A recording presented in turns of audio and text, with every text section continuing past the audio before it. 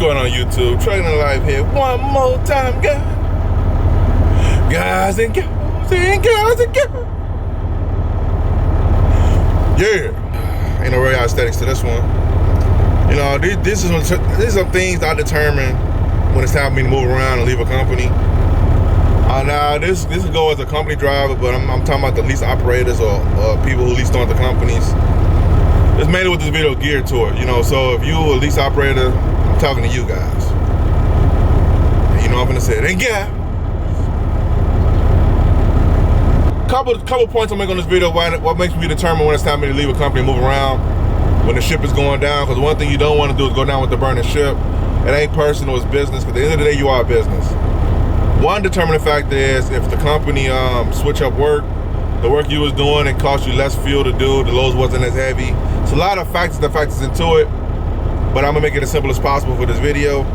If the work is switched up to the point where it's costing you more money to do it, I'll give you a case in point. If you got a load that's like real light, like a load of potato chips or something, it's only going 5 miles down the road, that load may only pay $100, but you probably burn it and it's a dropping hook. You can do 5 or 6 or 7 of them things a day. That load only pay $100, but right down the road, and they light loads. You do about 7, 8, 9 of them a day or whatever. Volume versus the more pay on the load, then that's a good deal. And like I say, this is an example because people will say, well, it only pay $100 for the load, but yeah, if you're able to knock out as many as you want for that day, and it's only right down the street as a dropping hook, drops, I would do that. That makes sense. Now let's say it goes from that to like you pulling 43,000 pound load, going 250 miles one way, and let's say it's only paying about a good $700 or $500 one way, and they may have you bobtail back. I'm just making some crazy far end of the spectrum type of examples. Now you do that for a while, you gonna lose money. If you do the numbers on that, I ain't finna do numbers on here, but guys who run, you can do numbers on that. 43,000 pound load, 250 miles, and it's only paying like $500. That's before fuel, and you bobtail back, and they don't pay you for bobtail back. You losing. And you think some guys companies won't do that to you? It will. So you go from that other stuff to that so far into the spectrum, then you losing. And you gotta understand you're losing. If you don't understand that, you will lose. And you will understand it once you lost. Think it won't happen? Ain't been in the game long enough, I'll tell you that. Another determining factor when I choose to like leave is that leave a company. What let me really realize it's time for me to skate when the work is so inconsistent where it's like tools and fuels. Now I usually give like about a good 2 weeks. It depends on how bad it's going. I give it probably a month. If I have a horrible month where I probably work 2 total weeks out the month, I'm skating. I'm out. You can't survive off of that.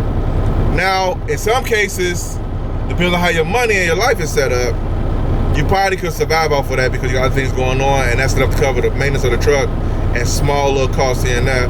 It can probably work for you. That's only when somebody in position to have it work for you. But if a lot of owner-operators out here is not in that position, so you need every single donut you get, and you make them duckies count. You know what I'm talking about? But I digress. Another thing that lets me know it's time to bounce or leave on the company when they get a dispatcher in there who don't know what they doing, and they don't know, but they tell you they know, and they costing you more money because they don't understand the business, but they promise up and down that they know what they doing, and you sitting there telling them, hey, this don't make sense, I'm losing. Case in point, I was with this one company, they got this new dispatcher in, I guess they was training them, and they threw them off on me, right? And I had to tell that dispatcher, like, hey, I don't know where you coming from, or what happened? I don't know what the deal is with you, but the stuff you got me doing, I ain't doing that. The dispatcher was so horrible that it was costing me so much money because he's training. I'm an owner operator. I can't go off because y'all training. That's y'all. It sounds like a y'all problem, not a me problem. So y'all training. Oh, he's new. You got to give him a chance to break in. I don't know how to give him a chance to do nothing. He's costing me money. Well, if my truck break down in the time y'all training, do it means that y'all gonna pay me, y'all cover my expenses because y'all was training? Our dollars gotta count. So if I get a new dispatcher who don't know what they doing and they don't even wanna listen, I'm out. Because eventually the owner operator is gonna lose. You're gonna lose. There's no winning with that. The company win because you're still moving some loads for them, but the owner operator is losing. Another reason is like when your workflow gets to the point where start doing more live loads and live unloads. Now some live loads and live unloads is not bad if you mix it in with some drop of hooks. Now this is based off a pay factor if you get paid by the load. You know what I'm saying? Not by the hour or by the mile. Even if you get paid by the mile, it still be bad. But, and if the drop of hooks was like, I remember this one company I was with, the drop of hooks they had, the live unloads they had was so sweet, 20 minutes. Anyway, you go from dropping hooks to live unloads, and the live unloads taking you at least 2 or 3 hours. Don't let me be one of them customers where they take their time. You will lose. And by you losing like that, because at the end of the day, you out here to make your buck. You ain't out here for no friendships. You ain't out here for do favors. They use that line a lot too. Oh, do me a favor this time. I had $1 for every time I did a favor for a dispatcher as an owner operator. I learned quick. You can't, there's no favors. Favors is not gonna get your truck out the shop or pay your bills. When you go home at night, look at your family or look at your household. Say, hey family, hey household, favors gonna pay us this. We did a lot of favors. They gonna pay our bills. They gonna tell you the exit stage left. They ain't feeling that. Even though you do, don't get me wrong, it's a time for everything, but doing good is always good. But as long as it's not inconveniencing you to the point where it's costing you because you are running a business. Businesses are not ran on favors. They ran on business.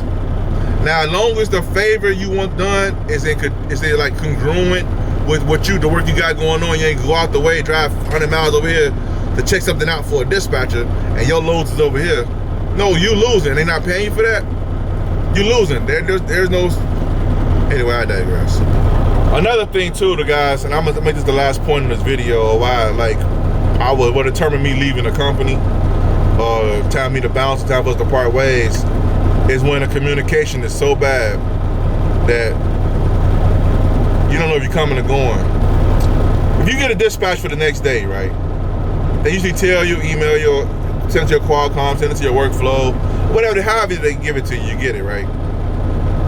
Some companies, when they don't have no work for the next day, or they don't have no work coming up, or work for that, let's say you at work that same day, and you send in for more work, you're like, hey, I need more work, what else you got going on? I knocked out what y'all gave me, I got time to do something else, and nobody answers, nobody called, nobody say something, somebody send a text, nobody say nothing. Or the work for the next day, they say they ain't got no work. They don't even tell you don't have no work. You find out. So now you're sitting around the next day waiting on them to let you know if they got work or not. If you like me, after a certain time in the morning, I'm not working. I work mornings. Well, I work kind of midday. But if I'm not starting that morning sometime, or if I don't find out what's going on by that before noon, I'm taking my day, because you ain't finna hold my whole day up waiting on you for some work to come in. It's a simple call. Call the dispatcher and text, hey, things are slow right now. You want to take the day, go ahead, because it ain't looking good for today, or nothing ain't working out for today, or whatever. It's slow today, or whatever. Say something. You get too many of them where nobody calls, your communication is so off, where you don't feel too sure of the company you leased on to. That's when I decide it's time for me to bounce, because you go string me along. And also too, here's a bonus on this. Nobody gonna sit here and tell you this. Like when you lease on to a company, they ain't gonna sit here and tell you, look out for all this stuff right here to determine if you're gonna leave or not. No, because at the end of the day, the company wants to make sure they have enough equipment to haul more loads. The more equipment they have, they show they have available, the bigger contracts they can get, because the contracts they can handle is based off the equipment they have. If they have numbers on file, they could get more contracts and bigger contracts.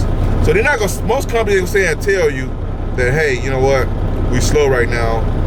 So we don't want you to quit though, but hold on. We're gonna make sure that we're gonna make sure we take care of you. Some companies are lying. They're like, they look at lie right to your face, but some companies won't say nothing.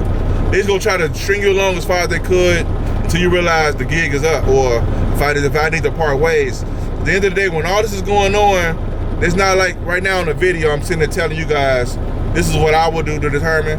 No, everyday life is happening when this is going on. You got to get up, get the kids to school. If you ain't got no kids, get the dog walked. You going to work, you trying to go to work, you got bills you got to pay, you got stuff, errands you got to run. So all this stuff is going on. So you ain't sitting there thinking about this like step by step. Okay, they do this, I'm gonna do this. They do that, I'm gonna do this. It ain't like that. It's called life. It happens just seamlessly. And the company shenanigans will ease into that seamlessly life until your bank account is so low till you realize, oh, I gotta make a move. I gotta do something. That's how it happens. And I will say it on this video. Ask me how I know. And I'll tell you the same, baby. I'll tell you the same. But anyway, YouTube, these are some determining factors. There's plenty more that lets me know when it's time for me to jump ship. Sometimes you gotta jump ship. A lot of these companies is not right, man. A lot of them not right. Some of them good out here, but the ones that's good, you don't hardly hear about them. They all they held up by the drivers that's appreciating the company. You may take a glimpse of a piece of them out here driving, like, who is that company? Then you don't see another one on them truck for like another 3 months. So you forget about it. You're like, wow, okay, wow, that's different. But them guys got it sold up. One more story real quick, and I'm gonna get out of here. As always. This one company was decent, and too many people found out about it. The company went down. So I understand why some people don't want to share it, but this game right here is different, man. I guess they broke down the ship, I guess. Anyway, I digress, guys. But anyway, these are some things, guys, that lets me know if I need to bail out on the company. It ain't personal. This is just experience. This is experience. This is my experience.